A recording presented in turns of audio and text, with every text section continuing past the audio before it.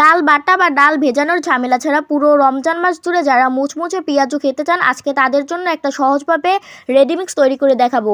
বাটা ডাল দীর্ঘদিন ডিপ ফ্রিজে সংরক্ষণ করলে পেঁয়াজুতে কিন্তু সেই টেস্ট পাওয়া যায় না, তবে এই রেডিমিক্স দিয়ে পেঁয়াজু তৈরি করলে একদমই বাটা ডালের স্বাদ পাওয়া যাবে। আসছে রমজান মাস, রমজান মাসে থাকে আমাদের নানা রকমের ব্যস্ততা, আর রমজানের আগেই যদি এরকম কিছুটা কাজ গুছিয়ে নেওয়া যায় তাহলে ইফতার তৈরি করা কিন্তু অনেক সহজ হয়ে যায়। পেঁয়াজু রেডিমিক্স তৈরি করার জন্য এখানে আমি নিয়েছি 3 রকমের ডাল: ছোলা ডাল, খেসারির ডাল, মুসুরির ডাল।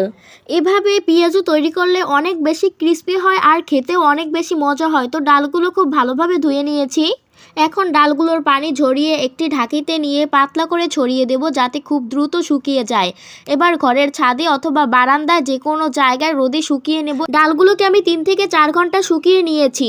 এইবার ডালগুলোকে ব্লেন্ডারে ব্লেন্ড করে একদমই পাউডার করে নেব না, আধা ভাঙা করে নিয়েছি। সারা রমজান মাস জুড়ে পেঁয়াজু খাওয়ার জন্য যতটুকু ডাল নেওয়া প্রয়োজন ততটুকু ডাল নিয়ে ধুয়ে পরিষ্কার করে শুকিয়ে এরপর গুঁড়ো করে এয়ারটাইট বক্স বা যে কোনো বক্সের ঢাকনা লাগিয়ে রেখে দেবেন। 1 মাসের বেশি সময় ধরে খেতে পারবেন। আজকের পেঁয়াজু রেডিমিক্সটা কেমন লাগলো অবশ্যই লাইক, কমেন্ট, শেয়ার করে জানাবেন। Thanks for watching. আল্লাহ হাফেজ।